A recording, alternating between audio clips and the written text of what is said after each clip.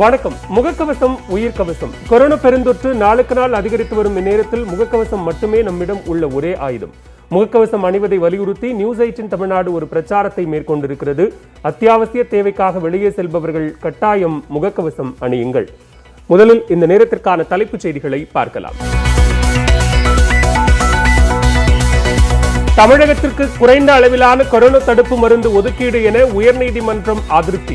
அதிக அளவு ஆக்சிஜனை அனுப்பவும் மத்திய அரசுக்கு உத்தரவு.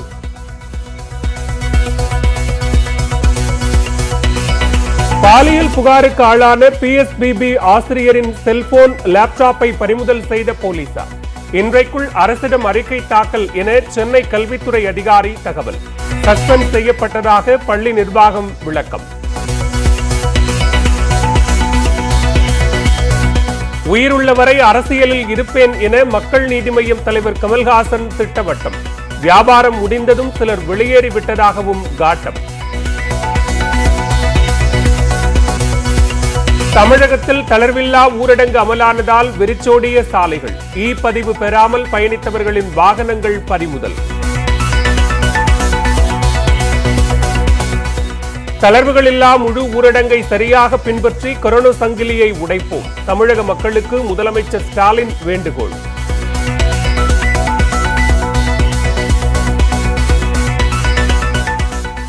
விமானத்தில் நடந்த திருமணத்தில் கொரோனா விதிமுறைகள் பின்பற்றப்படவில்லை என புகார். தனிமனித இடைவெளியை பின்பற்றாததால் விமான நிறுவனத்துக்கு நோட்டீஸ். ஊழியர்கள் பணியிடை நீக்கம்.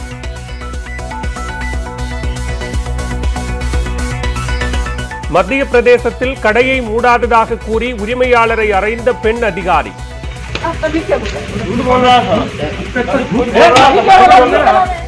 மூடிய கடையை போலீசாரே திறந்து தன்னை தாக்கியதாக உரிமையாளர் புகார். சிபிஎஸ்இ 12ஆம் வகுப்பு தேர்வுகளை 2 கட்டங்களாக நடத்த அரசு ஆலோசனை என தகவல். ஜூலை மற்றும் ஆகஸ்ட் மாதங்களில் தேர்வு நடக்க வாய்ப்பு. வங்கக்கடலில் நிலை கொண்டிருந்த ஆழ்ந்த காற்றழுத்த தாழ்வு மண்டலம் புயலாக மாறியது. அடுத்த 12 மணி நேரத்தில் தீவிர புயலாக வலுப்பெறும் என வானிலை மையம் தகவல்.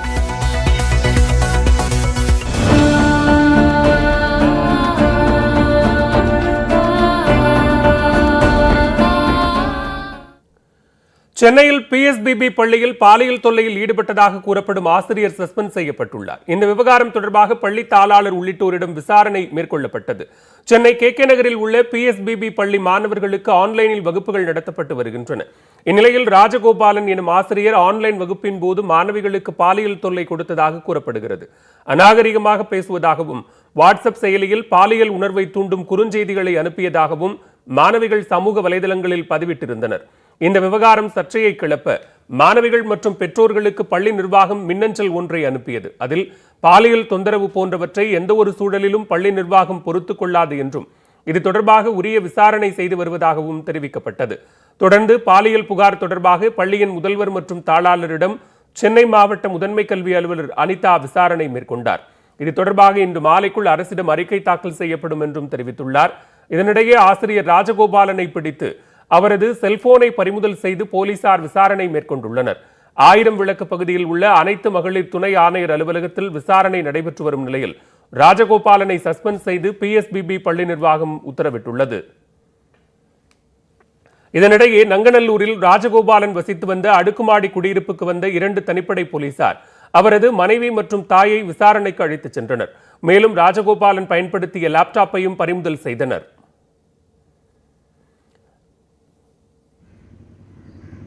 இந்நிலையில் பத்மசேஷாத்ரி பள்ளியில் மாணவிகளுக்கு நேர்ந்த கொடுமை பெரும் அதிர்ச்சி அளிப்பதாக திமுக MP தயாநிதி மாறன் கூறியுள்ளார். இது தொடர்பாக ட்விட்டரில் பதிவிட்டுள்ள அவர், கடும் கண்டனத்திற்குரிய இந்த செயலில் ஈடுபட்ட ஆசிரியர் மீது பள்ளி நிர்வாகம் உடனடி நடவடிக்கை எடுக்க வேண்டும் என்று கேட்டுக் கொண்டுள்ளார். மேலும் இந்த விவகாரத்தில் உரிய விசாரணை நடத்த சிபிஎஸ்இ நிர்வாகத்திற்கு உத்தரவிட வேண்டும் என்று மத்திய கல்வி அமைச்சர் ரமேஷ் பொக்ரியாலையும் பள்ளிகளில் நடைபெறும் அத்துமீறல்களை கையாள்வதற்கான வழிமுறைகள் மீறப்படுவது குறித்து விசாரணை நடத்த பிரதமரையும் அவர் கேட்டுக் கொண்டுள்ளார். இதனிடையே சென்னை சேத்துப்பட்டில் உள்ள மகரிஷி வித்யா மந்திர் பள்ளியின் முன்னாள் மாணவி அப்பள்ளி ஆசிரியர் ஒருவர் தனக்கு பாலியல் தொல்லை அளித்ததாக குற்றம் சாட்டியுள்ளார். இது தொடர்பாக தனது இன்ஸ்டாகிராம் பக்கத்தில் அவர் வெளியிட்டுள்ள பதிவில், குறிப்பிட்ட பள்ளியில் பயின்றபோது அங்கு பணியாற்றும் வணிகவியல் ஆசிரியர் தன்னிடம் மட்டுமின்றி வேறு சில மாணவிகளிடமும் தகாத முறையில் நடந்து கொண்டதாக பதிவிட்டுள்ளார்.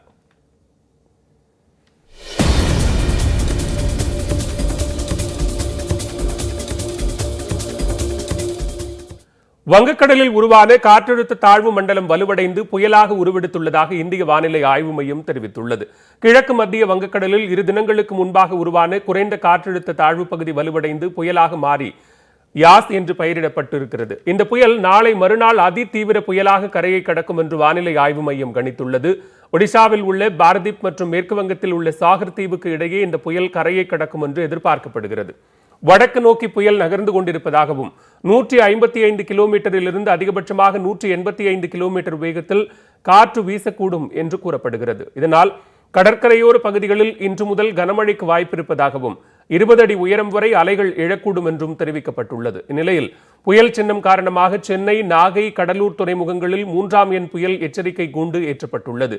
முன்னெச்சரிக்கை நடவடிக்கைகளாக விமானப்படை மற்றும் கப்பற்படையினர் தயார் நிலையில் வைக்கப்பட்டுள்ளனர். ராணுவ விமானங்கள் மற்றும் கப்பல்கள் ஆகியவையும் பாதுகாப்பு பணியில் ஈடுபடுத்த திட்டமிடப்பட்டுள்ளது. வங்கக்கடலில் உருவாகியுள்ள யாஸ் புயலை தொடர்ந்து புதுச்சேரி துறைமுகத்தில் 2ஆம் எண் புயல் எச்சரிக்கை கூண்டு ஏற்றப்பட்டுள்ளது. ஏற்கனவே 1ஆம் எண் கூண்டு ஏற்றப்பட்ட நிலையில் தற்போது அது மாற்றப்பட்டு 2ஆம் எண் கூண்டு ஏற்றப்பட்டுள்ளது. புதுச்சேரியிலிருந்து மீனவர்கள் கடலுக்கு செல்ல வேண்டாம் என்றும் படகுகளை பாதுகாப்பான இடத்தில் வைக்குமாறும் மீன்வளத்துறை அறிவுறுத்தியுள்ளது. தமிழகம் முழுவதும் தளர்வுகளற்ற முழு ஊரடங்கையொட்டி வீடுகளுக்கே சென்று வாகனங்கள் மற்றும் தள்ளுவண்டிகளில் காய்கறிகள் விற்பனை செய்யப்பட்டன. காய்கறிகள் தரமாகவும் விலை குறைவாகவும் இருப்பதாக பொதுமக்கள் தெரிவித்தனர்.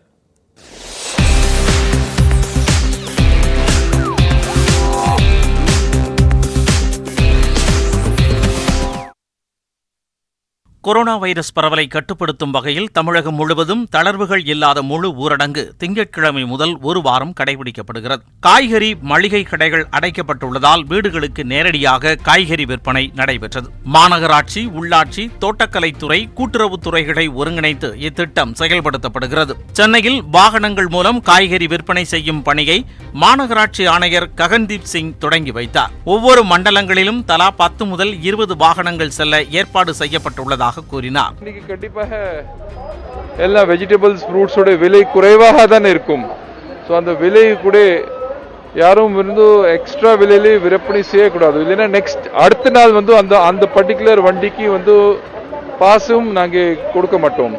ஸோ எல்லா வண்டிகளுக்கும் பாஸும் கொடுக்கப்பட்டுள்ளது, ஸ்டிக்கரும் கொடுக்கப்பட்டுள்ளது.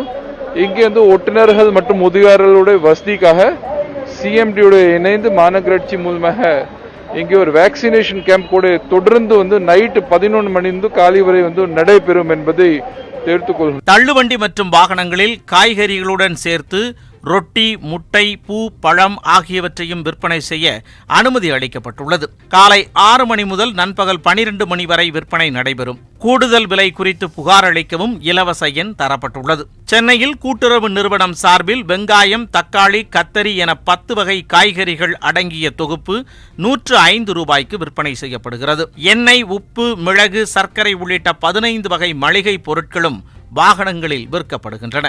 மதுரை மாநகராட்சியில் உள்ள 100 வார்டுகளுக்கு 125 வாகனங்கள் மூலம் காய்கறி விற்பனை செய்யப்பட்டது. 10 வகையான காய்கறிகளை கொண்ட தொகுப்பு 100 ரூபாய்க்கு விற்பனை செய்யப்படுவதால் மக்கள் மகிழ்ச்சி அடைந்துள்ளனர். எஸ்டர்டே பார்த்தோன்னா தக்காளி 1 கிலோ 60 ரூபீஸ் கொடுத்தாங்க. ஸோ இன்னைக்கு 10 விதமான காய்கறி எங்களுக்கு 100 ரூபாய் கொடுத்து இது ரொம்ப சந்தோஷமா இருக்கு. மிடில் கிளாஸ் பீப்புளுக்கு ரொம்ப உதவியா இருக்கு. ரொம்ப உதவியா இருக்கு. நல்லபடியா கொடுக்குறீங்க. இந்த காய்கறி வெளியில போனாலும் இவ்வளவு இது கிடைக்காது. நடுத்தர மக்களுக்கு நீங்க ரொம்ப ஹெல்ப்ஃபுல்லா கொடுக்குறீங்க. இதை தொடர்ந்து இந்த லாக்டவுன் வரைக்கும் நீங்க சேவை செஞ்சீங்கன்னா ரொம்ப நன்றி. கிருஷ்ணகிரி மாவட்டம் காவேரிப்பட்டணத்தில் நடமாடும் வாகனத்தில் காய்கறி வாங்கியவர்கள் விலை குறைவாகவும் காய்கறி தரமாகவும் இருப்பதாக தெரிவித்தனர். விலை அதிகமா இருந்தது. இன்னைக்கு அரசாங்கம், நம்ம தமிழ்நாடு அரசாங்கம் தோட்டக்கலைத்துறை மூலமா அந்த காய்கறி வண்டி போட்டதுனால எனக்கு குறைந்த விலையில காய்கறி கிடைச்சது. எனக்கு ரொம்ப ஒரு ஹெல்ப்பாக இருந்தது. கோவையில் நடமாடும் வாகன காய்கறி விற்பனையை உணவுப் பொருள் வழங்கல் துறை அமைச்சர் சக்கரபாணி மற்றும் வனத்துறை அமைச்சர் ராமச்சந்திரன் ஆகியோர் தொடங்கி வைத்தனர். மாவட்டத்தில் இருக்கின்ற 228 கிராம ஊராட்சிகளிலும் இதே மாதிரி காய்கறிகள், பழங்கள் விற்பனை செய்ய ஏற்பாடு செய்யப்பட்டிருக்கிறது என்பதையும் இந்த நேரத்தில் தெரிவித்து, மொத்தம் கோயம்புத்தூர் மாவட்டத்திலே 401 நடமாடும் காய்கறி விற்பனை வாகனங்கள் அரசாங்கத்தின் மூலமாக செயல்பட ஏற்பாடு செய்யப்பட்டிருக்கு. அது இல்லாமல் தனியாருக்கு யார் கேட்டாலும் அதற்கு அனுமதி தர இருக்கார்கள். மாநகராட்சி பொறுத்தவரை 500, மற்ற நகராட்சி, பேரூராட்சி, கிராம ஊராட்சியில் யார் கேட்டாலும் அதை தருவதற்கு இன்றைக்கு மாவட்ட நிர்வாகம் தயாராக இருக்கிறது. நடமாடும் வாகனங்களில் அதிக விலைக்கு காய்கறிகளை விற்றால் கடும் நடவடிக்கை எடுக்கப்படும் என வேளாண் துறை அமைச்சர் MRK பன்னீர்செல்வம் எச்சரிக்கை விடுத்துள்ளார். தமிழகம் முழுவதும் இது போன்ற கட்டுப்பாடுடன் இந்த விற்பனை இருக்கிறது. இதுபோல் மீறி இங்கே இந்த வண்டியில் செல்கின்றவர்கள் இதை மீறி விலைவாசி கூட 10 ஏற்றினாங்கன்னா அது தெரியப்படுத்தினால் நடவடிக்கை எடுக்கப்படும். அவர்களை இந்த திட்டத்திலிருந்து அவர்களை அப்புறப்படுத்துவார்கள். ராமநாதபுரம் மாவட்டம் பரமக்குடியில் அடையாள அட்டை தாமதமாக வழங்கப்பட்டதால் வியாபாரிகள் 2.5 மணி நேரம் வெயிலில் காத்திருக்கும் நிலை ஏற்பட்டது. திண்டுக்கல்லில் காய்கறி வாகனங்களுக்கு டோக்கன் வழங்குவதில் முறைகேடுகள் நடந்ததாக புகார் எழுந்தது. இதனால் அதிகாரிகளுக்கும் வாகன ஓட்டிகளுக்கும் இடையே கடும் வாக்குவாதம் ஏற்பட்டது. தொடர்ந்து விரைவுச் செய்திகளை பார்க்கலாம். தென்காசி மாவட்டம் கடையநல்லூரில் பசித்தவர்களுக்கு காவல்துறையினரும் தன்னார்வலர்களும் இணைந்து உணவளித்து வருகின்றனர். கடையநல்லூர் மணிக்கூண்டு அருகில் குடில் அமைத்து 3 வேளையும் உணவு வைக்கப்படும். ஏழை எளிய மக்கள், வழிப்போக்கர்கள், ஆதரவற்றோர் அவர்களுக்கு தேவையான உணவை எடுத்துக் கொள்ளலாம். கடை வன உயிர் இயற்கை பாதுகாப்பு அறக்கட்டளை ஆகிய 2 தன்னார்வ அமைப்புகளும் இதற்கு ஏற்பாடு செய்துள்ளன. தென்காசி மாவட்ட காவல் கண்காணிப்பாளர் சுகுணா சிங் இந்த திட்டத்தை தொடங்கி வைத்தார். மொத்தமா உணவு கொண்டு போய் ஒரு இடத்துல எல்லாருக்கும் அவங்களே கொடுக்கும்பொழுது அவர்கள் பாசிபிள் கேரியர்ஸாக மாற வாய்ப்புகள் இருக்கு.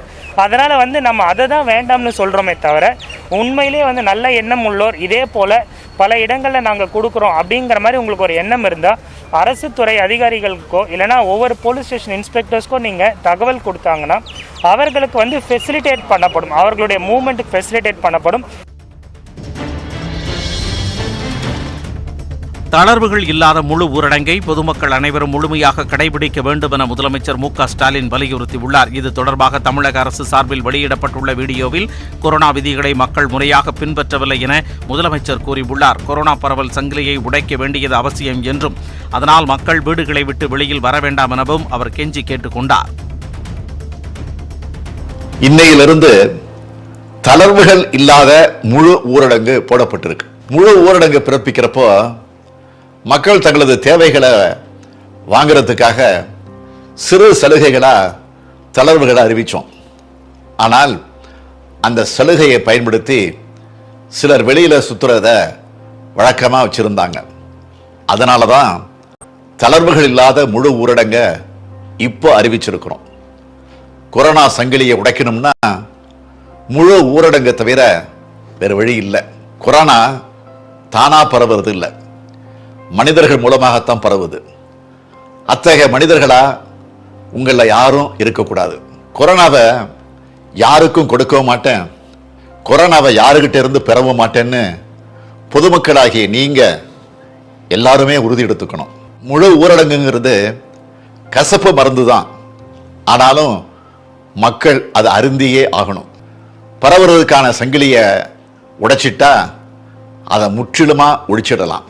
எனவே தான் நாட்டு மக்கள் எல்லோரையும் கெஞ்சி கேட்கிறேன், அரசின் உத்தரவுக்கு கட்டுப்பட்டு வீட்டுக்குள்ளேயே இருங்க. கேரள சட்டப்பேரவை தேர்தலில் தேவிக்குளம் தொகுதியிலிருந்து தேர்வு செய்யப்பட்ட ஏ ராஜா தனது தாய்மொழியான தமிழில் உறுதியேற்றார். கேரள சட்டப்பேரவைக்கு கடந்த மாதத்தில் நடைபெற்ற தேர்தலில் மார்க்சிஸ்ட் கம்யூனிஸ்ட் தலைமையிலான இடது ஜனநாயக கூட்டணி மீண்டும் வெற்றி பெற்றது. இந்நிலையில் புதிய சட்டப்பேரவையின் முதல் கூட்டம் திங்கட்கிழமை தொடங்கியது. புதிய எம்எல்ஏக்களுக்கு தற்காலிக சபாநாயகர் PTA ரஹீம் பதவி பிரமாணம் செய்து வைத்தார். இதில் இடுக்கி மாவட்டம் தேவிக்குளம் தொகுதியில் வெற்றி பெற்ற மார்க்சிஸ்ட் கம்யூனிஸ்ட் வேட்பாளரான ஏ ராஜா தனது தாய்மொழியான தமிழில் உறுதியேற்றார். எம்எல்ஏக்கள் பதவியேற்றதை தொடர்ந்து சபாநாயகர் தேர்தல் செவ்வாய்க்கிழமை நடைபெறுகிறது. இந்திய அரசியலமைப்பு சட்டத்திடம் நான் உண்மையான விசுவாசமும் பற்றும் கொண்டிருப்பேன் என்றும் இந்தியாவின் இறையாண்மையும் ஒருமைப்பாட்டையும் நிலைநிறுத்துவேன் என்றும் நான் பொறுப்பேற்க இருக்கின்ற கடமைகளை உண்மையுடன் நிறைவேற்றுவேன் என்றும் உறுதி கூறுகிறேன். காஞ்சிபுரம் மாவட்டம் ஸ்ரீபெரும்புதூரில் உள்ள ஹூண்டாய் நிறுவன ஊழியர்கள் கொரோனா அச்சம் காரணமாக பணியாற்ற எதிர்ப்பு தெரிவித்து உள்ளிருப்பு போராட்டத்தில் ஈடுபட்டனர். தமிழகம் முழுவதும் முழு ஊரடங்கு அமல்படுத்தப்பட்டுள்ள நிலையில் தொழில் நிறுவனங்கள் செயல்பட அனுமதி அளிக்கப்பட்டுள்ளது. ஸ்ரீபெரும்புதூரில் உள்ள ஹூண்டாய் நிறுவனத்தில் 10,000த்திற்கும் மேற்பட்ட தொழிலாளர்கள் 3 பணி நேரங்களிலும் பணியாற்ற ஏற்பாடு செய்யப்பட்டுள்ளது. இதன்படி திங்கட்கிழமை காலை பணிக்கு வந்த ஊழியர்கள் திடீரென உள்ளிருப்பு மற்றும் உண்ணாவிரத போராட்டத்தில் ஈடுபட்டனர். இதுவரை 500க்கும் மேற்பட்ட ஊழியர்களுக்கு தொற்று உறுதி செய்யப்பட்டுள்ளதாகவும் 10 பேர் உயிரிழந்துள்ளதாகவும் அவர்கள் தெரிவித்தனர். தொற்று அச்சம் காரணமாக தொழிற்சாலைக்கு விடுமுறை அளிக்க வேண்டும் என்று தொழிலாளர்கள் கோரிக்கை விடுத்தனர்.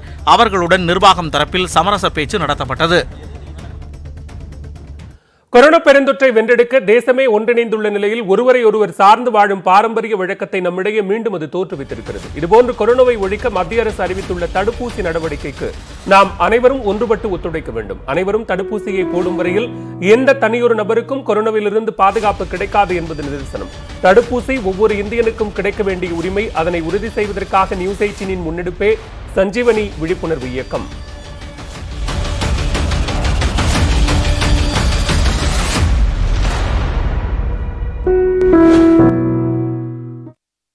மேலும் பல்வேறு செய்திகளை விரிவாக பார்க்கலாம் இடைவேளைக்கு பிறகு.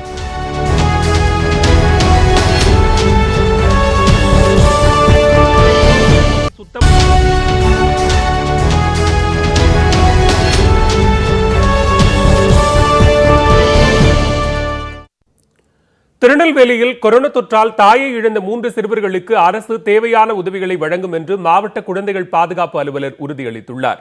நான்குநேரி அருகே முனஞ்சிப்பட்டியை அடுத்த துத்திக்குளம் கிராமத்தைச் சேர்ந்தவர் ஞானமரிய செல்வம். இவரது கணவர் ஜெப மாணிக்கராஜ் சில ஆண்டுகளுக்கு முன்பாக சாலை விபத்தில் உயிரிழந்தார். கைம்பெண் என்ற முறையில் அவருக்கு அங்கன்வாடி பணியாளர் பணி கிடைத்தது. தொடர்ந்து தனது மகன்களான ஸ்டீபன் ராஜ், தர்மராஜ், செல்வின்ராஜ் மற்றும் மாமியார் அன்னபுஷ்பம் ஆகியோருடன் ஞானமரியா செல்வம் வசித்து வந்தார். இந்நிலையில் கடந்த 10 நாட்களுக்கு முன்பாக தொற்றுக்கு ஆளான ஞானமரியா சிகிச்சை பலனின்றி 3 நாட்களுக்கு முன்பு உயிரிழந்தார். இதனால் வயதான அன்னபுஷ்பம் தனது பேரன்கள் 3வருடன் ஆதரவற்ற நிலைக்கு தள்ளப்பட்டுள்ளார். 3 சிறுவர்களின் எதிர்காலமும் கேள்விக்குறியாகி உள்ளதால் தங்களது வாழ்வாதாரத்திற்கும் பேரன்களின் கல்விக்கும் அரசு உதவி செய்ய வேண்டும் என்று அன்னபுஷ்பம் கண்ணீர் மல்க கோரிக்கை விடுத்துள்ளார். என் கணவரும் அதுக்கு முன்னாடி என் கணவருக்கு சின்ன பிள்ளையிலே விட்டுட்டு இறந்து போனாங்க. என் பிள்ளைலாம் சின்ன பிள்ளைலாம் இருக்கும்போது 2003 இறந்து போனாங்க ஐயா. நான் வளர்த்தேன், என் பிள்ளைய வளர்த்து நான் கல்யாணம் முடித்தேன் ஐயா. என் பிள்ளையும் இறந்து போச்சு. இப்போ என் பிள்ளைக்கு பார்க்கறதுக்கு நான் என் மருமகளாக இருந்தேன், என் மருமகள் இறந்து போனேன் ஐயா. நீங்கள் ஏதாவது எனக்கு உதவி செய்யுங்க, என் பிள்ளைகளுக்கு உதவி செய்யுங்க ஐயா. இதனிடையே சிறுவர்களை நேரில் வந்து பார்வையிட்ட மாவட்ட குழந்தைகள் நல அலுவலர் அரசு தரப்பில் அவர்களுக்கான அனைத்து உதவிகளும் செய்து தரப்படும் என்று உறுதியளித்தார். மேலும் சில தனியார் அமைப்புகள் மூலமும் சிறுவர்களின் பராமரிப்பு பணிகளை மேற்கொள்ளவிருப்பதாகவும் தெரிவித்தார். நம்ம இந்த குழந்தைகளை பார்க்கறதுக்காக வந்திருக்கிறோம். அதாவது இப்போ குழந்தைகளுக்கு வந்து இப்போ இமீடியட்டாக தேவைப்படுறது அவங்க குழந்தைகளுடைய எதிர்காலத்துக்கு ப்ளஸ் படிப்புக்கு தேவையான உதவிகள் அவங்க நம்மள்ட்ட கேட்டிருக்கிறாங்க. 3 பேருடைய படிப்பு சம்பந்தமான அத்தனை விஷயமும் மாவட்ட நிர்வாகம் மூலியமாகவும் அரசாங்கம் மூலியமாகவும் நம்ம செய்து கொடுக்கறதா நாங்கள் உத்தரவாதம் கொடுத்துருக்குறோம். அந்த குழந்தைகள் 18 வயசு ஆகிற வரலையும் அந்த குழந்தைகளுக்கான அத்தனை பாதுகாப்பும் பராமரியும் ப்ளஸ் அவங்களுக்கான உதவிகள், படிப்புக்கு தேவையான உதவிகள் நம்ம பண்ணுறதுக்கு ரெடியாக இருக்கோம் சார். கொரோனா பரவலை தொடர்ந்து தங்களை விடுவிக்க கோரி திருச்சி சிறப்பு முகாமில் உள்ள இலங்கை தமிழர்கள் போராட்டத்தில் ஈடுபட்டனர். திருச்சி மத்திய சிறை வளாகத்தில் உள்ள சிறப்பு முகாமில் பல்வேறு குற்ற வழக்குகளில் கைது செய்யப்பட்ட ஈழத் தமிழர்கள் 78 பேர் அடைக்கப்பட்டுள்ளனர். இதேபோன்று வங்கதேசம், நைஜீரியா, சூடான், பல்கேரியா நாடுகளைச் சேர்ந்தவர்களும் அடைக்கப்பட்டுள்ளனர். தங்களை பொய் வழக்கில் கைது செய்துள்ளதாகவும் தண்டனை காலத்திற்கு மேல் சிறப்பு முகாம் என்ற பெயரில் சிறையில் அடைத்து வைத்துள்ளதாகவும் இலங்கை தமிழர்கள் குற்றம் சாட்டி வருகின்றனர். இந்நிலையில் சிறப்பு முகாமில் 40க்கும் மேற்பட்டோருக்கு கொரோனா தொற்று ஏற்பட்டுள்ள நிலையில் தங்களை விடுவித்து குடும்பத்தினருடன் சேர்ந்து வாழ அனுமதிக்க கோரி கவன ஈர்ப்பு காத்திருப்பு போராட்டத்தில் ஈடுபட்டனர். அவர்களுடன் துணை ஆட்சியர், வருவாய்த்துறையினர் மற்றும் காவல்துறை அதிகாரிகள் பேச்சுவார்த்தை நடத்தினர். இதுகுறித்து முதலமைச்சரின் கவனத்திற்கு கொண்டு சென்று 1 வாரத்தில் உரிய நடவடிக்கை எடுக்கப்படும் என்று அவர்கள் உறுதியளித்தனர். இதனையடுத்து இலங்கை தமிழர்கள் தங்களது போராட்டத்தை கைவிட்டனர். தொடர்ந்து விரைவுச் செய்திகளை பார்க்கலாம். நீலகிரி அருகே காய்கறி வாகனத்தில் பதுக்கி வைக்கப்பட்ட மது பாட்டில்கள் பறிமுதல் செய்யப்பட்டன. ஊரடங்கு அமலில் இருப்பதால் தமிழகம், கர்நாடக மாநிலங்களுக்கு இடையே அத்தியாவசிய பொருட்களை ஏற்றிச் செல்லும் வாகனங்கள் மட்டும் அனுமதிக்கப்படுகின்றன. இந்த சூழலில் நீலகிரி மாவட்டம் கக்கநல்லா சோதனைச் சாவடியில் வாகன தணிக்கை நடைபெற்றது. அப்போது கர்நாடகாவிலிருந்து காய்கறிகளை ஏற்றி வந்த 2 வாகனங்களை சோதனையிட்ட போது 128 லிட்டர் மதுபானங்கள், 206 மது பாட்டில்கள் இருப்பது தெரிய வந்தது. மது பாட்டில்கள், வாகனங்களை பறிமுதல் செய்த போலீசார் விசாரித்து வருகின்றனர். மதுரையைச் சேர்ந்த தொழிலதிபரின் மகனுக்கு விமானத்தில் திருமணம் நடைபெற்றது தொடர்பாக விளக்கம் அளிக்குமாறு ஸ்பைஸ்ஜெட் நிறுவனத்திற்கு விமான போக்குவரத்து துறை நோட்டீஸ் அனுப்பியுள்ளது. இதற்காக மதுரையிலிருந்து தூத்துக்குடி செல்லும் ஸ்பைஸ்ஜெட் விமானம் ஒன்றை மொத்தமாக வாடகைக்கு எடுத்தனர். தொடர்ந்து 100க்கும் மேற்பட்ட உறவினர்கள் கொரோனா நெகட்டிவ் சான்றிதழுடன் விமானத்திலேயே நடுவானில் நடந்த திருமணத்தில் பங்கேற்றனர். இந்நிலையில் இந்த விவகாரம் தொடர்பாக உரிய விளக்கம் அளிக்குமாறு விமான நிறுவனம் மற்றும் விமான நிலைய நிர்வாகத்திற்கு நோட்டீஸ் அனுப்பப்பட்டுள்ளது. குறிப்பிட்ட விமானத்தில் பணியாற்றிய ஊழியர்கள் பணியிடை நீக்கம் செய்யப்பட்டுள்ளனர். மேலும் கொரோனா முன்னெச்சரிக்கைகளை பின்பற்றாதவர்கள் மீது வழக்கு பதிவு செய்யவும் அறிவுறுத்தப்பட்டுள்ளது. மத்திய பிரதேச மாநிலத்தில் விதிமீறிய கடை உரிமையாளரை கூடுதல் மாவட்ட ஆட்சியர் கன்னத்தில் அறைந்த விவகாரம் சர்ச்சையை ஏற்படுத்தியுள்ளது.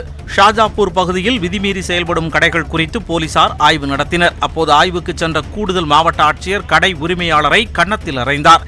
இது தொடர்பான வீடியோ காட்சிகள் வெளியாகி சர்ச்சையை ஏற்படுத்தியது.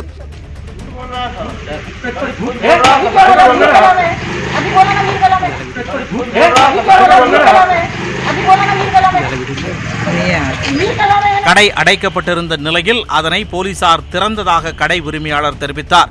மேலும் கூடுதல் ஆட்சியர் தன்னை கன்னத்தில் அறைந்ததுடன் போலீசார் தடியால் தாக்கியதாகவும் அவர் குற்றம் சாட்டினார்.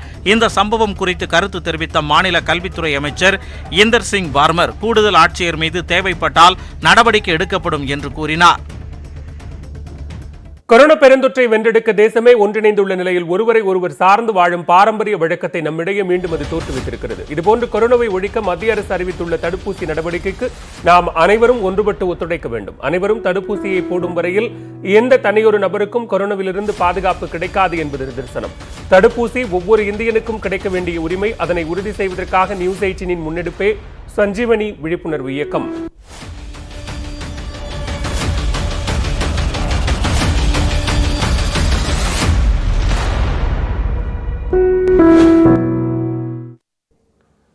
முகக்கவசம் உயிர்கவசம். கொரோனா பெருந்தொற்று நாளுக்கு நாள் அதிகரித்து வரும் இந்நேரத்தில் முகக்கவசம் மட்டுமே நம்மிடம் உள்ள ஒரே ஆயுதம். முகக்கவசம் அணிவதை வலியுறுத்தி நியூஸ் 18 தமிழ்நாடு ஒரு பிரச்சாரத்தை மேற்கொண்டிருக்கிறது. அத்தியாவசிய தேவைக்காக வெளியே செல்பவர்கள் கட்டாயம் முகக்கவசம் அணியுங்கள். மேலும் பல்வேறு அண்மை செய்திகளுக்கு தொடர்ந்து இணைந்திருங்கள். இது நியூஸ் 18 தமிழ்நாடு.